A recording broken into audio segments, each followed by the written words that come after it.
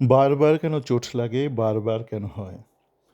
অনেকে এই বিষয়টা নিয়ে আলোচনা করতে চেয়েছেন বা আলোচনা করছেন যে ইস্ট বেঙ্গলের বিদেশিদের বারবার কেন চোট লাগে। বারবার কেন চোট লাগে, বারবার কেন হয়, বারবার কেন চোটের জন্যে আমাদের মনে ভয়। হ্যাঁ, সত্যি তো ইস্ট বেঙ্গল বিদেশিদের কেন বারবার চোট লাগে, কোনো সমস্যা আছে কি না, অনেকে অনেক কিছু বলছেন, কাঠমানি স্ক্যাম, অনেক আলোচনাই করছেন। একজন বলেছেন 2000 সাল থেকে তিনি এরকম দেখছেন। তো আমি আরও অনেক আগে থেকে দেখছি, আরও আগে থেকে এরকম ঘটনা ঘটেছে। তো দেখুন, গোটা ব্যাপারটাকে জেনারেলাইজ করাটা ঠিক হবে না, কেন প্রত্যেকবার যখন ঘটেছে তার পেছনে কারণ কিন্তু ভিন্ন ভিন্ন। অতীতে আইএসএল পূর্বে চলে যায় চোটের ইতিহাস, তখন ইস্টবেঙ্গলের অত অর্থ ছিল না। তো কম অর্থে আপনি কীরকম প্লেয়ার পাবেন? কম অর্থে ভালো প্লেয়ার আনতে গেলে আপনাকে একটু মাথা খাটাতে হবে। তো সেই মাথা খাটানোর দক্ষতা নিতুর ছিল না। এবার নিতু কখন ভালো কাজ করেছে? যখন সুভাষ ভৌমিক বা কেউ ওকে গাইড করেছে।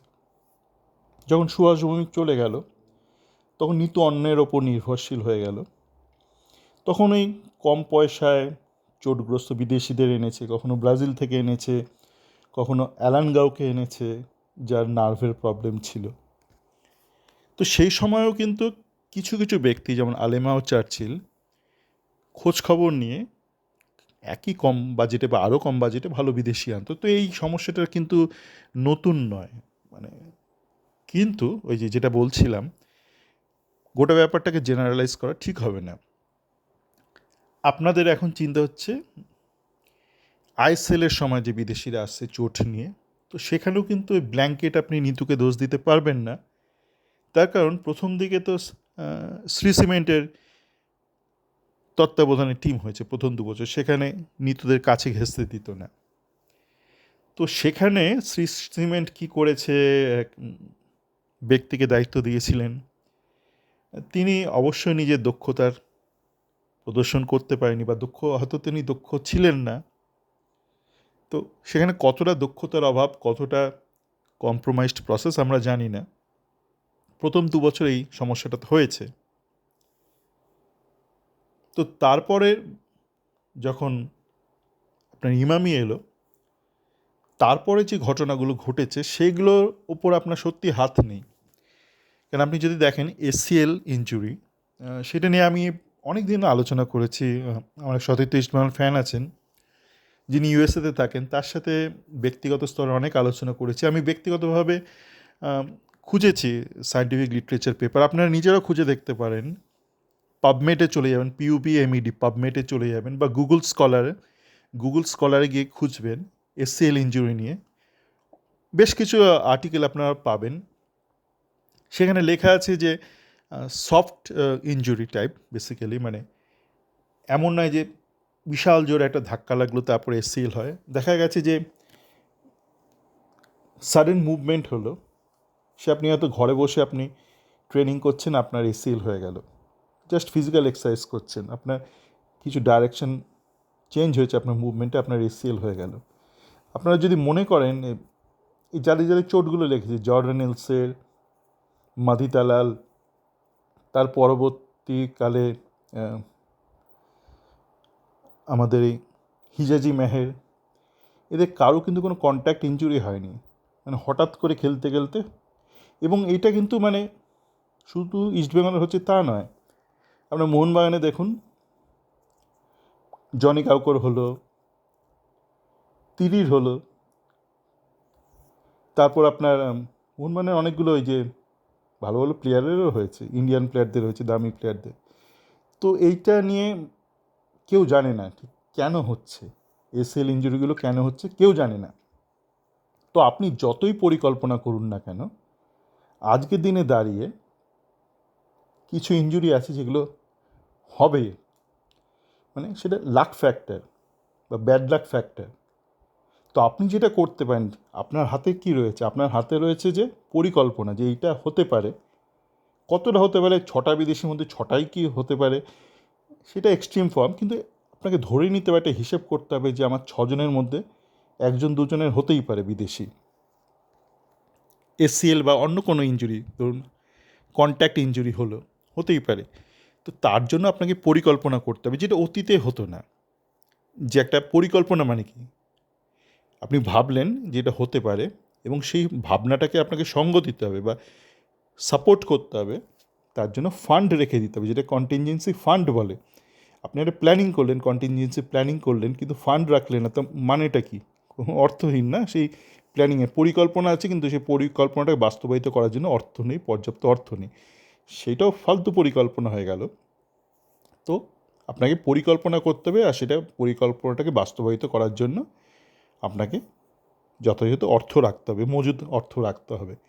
এবার দেখুন, অনেকেই বলছে যে ইনজুরি হিস্ট্রি, আমি আজকেই আলোচনা করেছি একাধিকবার, যে ইনজুরি হিস্ট্রি থাকলে তো সেটা আজকের দিনে গোপন করার কোনো ব্যাপার নেই। আগে যেটা হতো, কম্পিউটারের যুগের আগে, ইন্টারনেট যুগের আগে, কোথা থেকে নিয়ে এলো একটা অচেনা প্লেয়ারকে, আফ্রিকা থেকে তুলে আনলো কি ব্রাজিল থেকে তুলে আনলো লোয়ার ডিভিশনের।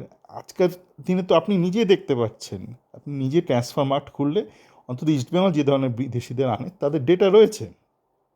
আজ সকালেই আমার হঠাৎ একজন বলল নাচোর নাকি চোট ছিল জানুয়ারির 1 তারিখ থেকে কত ফেব্রুয়ারি শুরুর অবধি। তা আমি ট্রান্সফার মার্টে গেলাম, গিয়ে দেখলাম নাচো তখন 90 মিনিট করে ম্যাচ খেলছে। তো সে কোত্থেকে দেখলো জানি না, সে আবার বলছে গুগল করে দেখেছে। এখন দেখুন নাচোটা হচ্ছে অনেকটা আমার ন্যাপা টাইপ, ন্যাপা, ভোদো, একটা ডাক নাম। নাচো ওর ভালো নাম না, ওর ভালো নাম ইগনেশিয়াস না কি এরকম একটা নাম। তা আপনি কি, উনি কী সার্চ করেছেন আমি জানি না, কিন্তু প্লেয়ারটা খেলেছে। আপনি নাচো রিসেন্ট হিস্ট্রি দেখুন না, সে তো নিয়মিত খেলছে, 90 মিনিট করে খেলছে। তো সেই প্লেয়ার যদি এসে তার চোট লাগে, এটা এটা ব্যাড লাক। আপনি যদি একটা প্লেয়ার ধরুন চোটের জন্য খেলেনি গত মরশুমে, এখনও সে রিহ্যাব করছে, তাকে নিয়ে এলেন এবং সে চোট পেল, সেইটা আপনি বলতে পারেন কম্প্রোমাইজড প্রসেস। কিন্তু যে প্লেয়ারটা খেলেছে গত 2-3 মরশুম, নিয়মিত খেলেছে, সে এসে যদি তার চোট লাগে, সেটা হচ্ছে মন্দ ভাগ্য বা পোড়া কপাল। এখন এই পোড়া কপালটা কিন্তু আজকের দিনে কম বেশি সমস্ত ক্লাবেরই হয়। ওই মোহামেডানের একটা কাদরি বলে একটা প্লেয়ার এসেছিলো, সে তো খেলতেই পারেনি, সে প্রি সিজনেই তার চোট লেগেছে, সে তার টাকা দেয়নি বলে ফিফা ব্যান হয়েছিল। তো এইটা কিন্তু আজকের দিনে হবে, কম বেশি সবার হবে। আপনার পোড়া কপাল হলে আপনার একটু বেশি হবে, ভালো কপাল হলে কম হবে। কিন্তু যেটা আপনার হাতে করণীয়, সেটা হচ্ছে একটা পরিকল্পনা দরকার। সেই পরিকল্পনা মাফিক আপনাকে অর্থ সরিয়ে রাখতে হবে। এই ক্ষেত্রে তো আমরা শুনতে পাচ্ছি যে যে হাওয়াসে যে অরিজিনাল পরিকল্পনা ছিল যে ষষ্ঠ বিদেশি অ্যাটাকার, সেটা হবে, আর নাচোর পরিবর্তনটা আলাদা করে। তার মানে কী দাঁড়াচ্ছে, যে একটা contingency plan, contingency fund East Bengal রেখে দিয়েছিল। তো এইটা হচ্ছে, এইটার জন্য আপনাকে তারিফ করতে হবে ম্যানেজমেন্টকে। আর চোট আঘাত এইটা কারোর হাতে নেই, সত্যি কথা বলতে গেলে। আপনি একটা প্লেয়ারের রিসেন্ট হিস্ট্রি থেকে তাকে আনতে পারেন, বিগত 2-3 মরশুমে তার চোট লাগেনি, সে নিয়মিত খেলেছে, 90 মিনিট করে খেলেছে, এবার ভারতে এসে তার চোট লাগলো। এটা তো পোড়া কপাল, কিন্তু তার জন্য আপনার পর্যাপ্ত পরিকল্পনা এবং অর্থ রাখা আছে কি না, সেটাই আসল ব্যাপার। তো সেটা ইস্টবেঙ্গল করছে, সুতরাং অতটা মানে উৎকণ্ঠিত হবেন না, বা অতীতে অনেক ভুলভাল কাজকর্ম হয়েছে, কিন্তু ঘটনা হচ্ছে তখন তো ইস্টবেঙ্গলের হাতে দায়িত্ব ছিল না ক্লাব কর্তাদের, অন্তত আইএসএলের শুরুর কয়েকটা বছরে ছিল না। আই লিগ আমলে অনেক উল্টোপাল্টা কাজ করেছে, কিছুটা জ্ঞানত, কিছুটা